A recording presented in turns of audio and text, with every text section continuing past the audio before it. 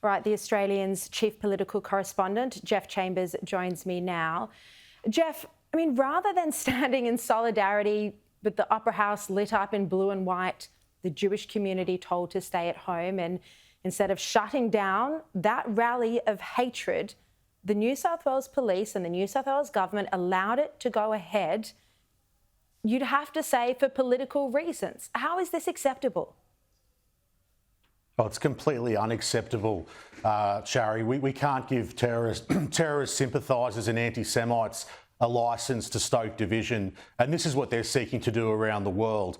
The New South Wales Police has many times and absolutely can, and in this case, this wasn't a lawful gathering. They could have banned the protest.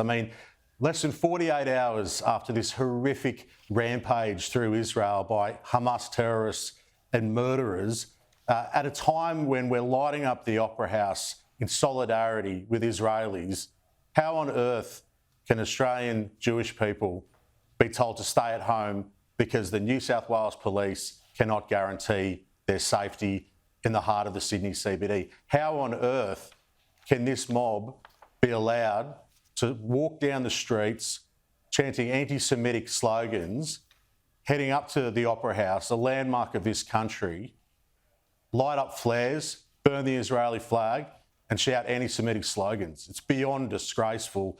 And for Chris Minns to come out this morning and say these words of, this is absolutely terrible, we'll be looking at CCTV footage. Where was he yesterday? He's the Premier of the state. He has an incompetent police minister, an incompetent Attorney General. We've seen that today.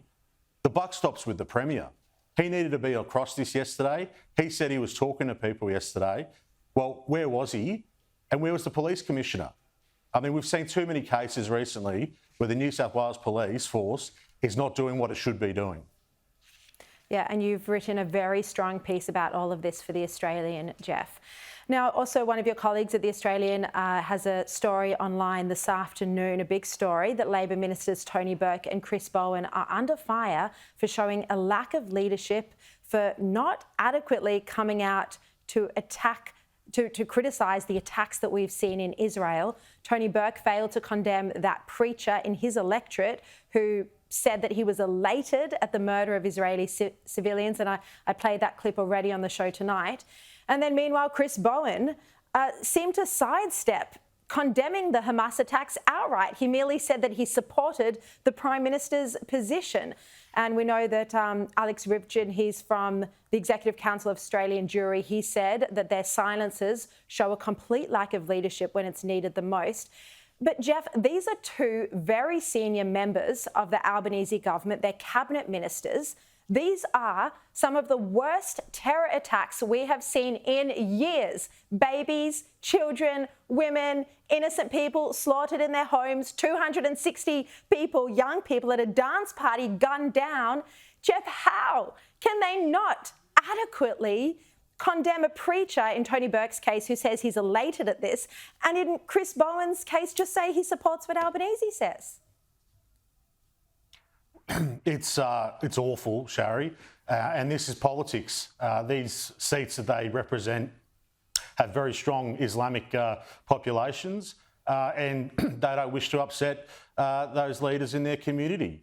It's unbelievable. And when we look around the world, Paris had a peaceful gathering of thousands of people who sang the Israeli national anthem as the Eiffel Tower was lit up. Rishi Sunak delivered a strong speech in a synagogue in London declaring his support for Jewish people and for Israelis.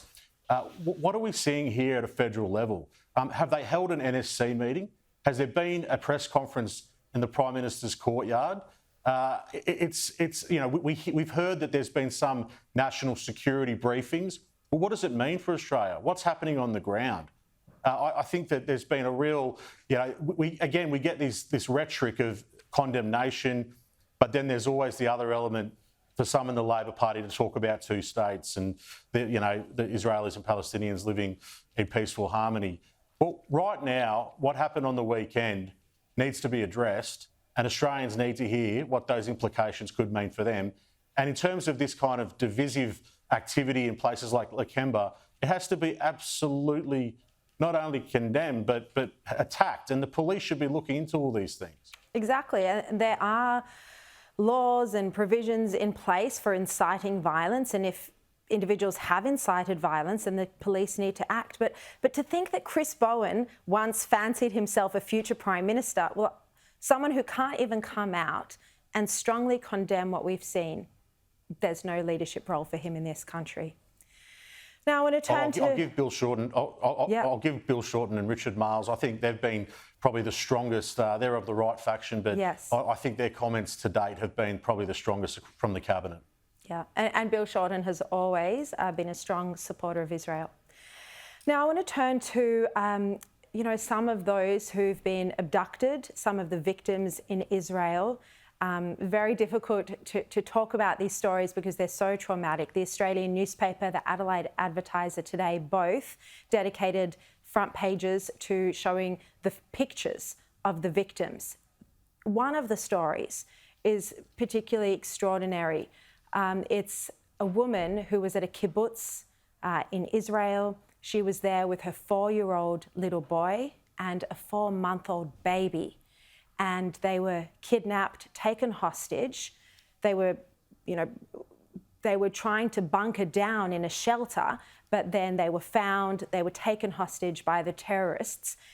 According to the reports from her family members, which is in the Australian, the little boy, the 4-year-old, was shot. He had a bullet in his leg and he was crying so much, and the terrorists couldn't take the crying, so they dumped the trio out of the car, out of their vehicle into the desert. And hopefully, the reports are that hopefully the young mother, her 4-year-old boy and the 4-month-old baby have been able to make it to safety. I mean, this is just extraordinary. It's just so tragic, unthinkable, particularly for those with kids and particularly for Jewish Australians with family and friends on the ground. I mean, people have to remember this is still a live operation in terms of recovery, and we're hearing every day new tragic tales and stories of what these Hamas murderers have done on the ground, and it's I think it's just absolutely awful, but really important that these people are remembered and these stories are told.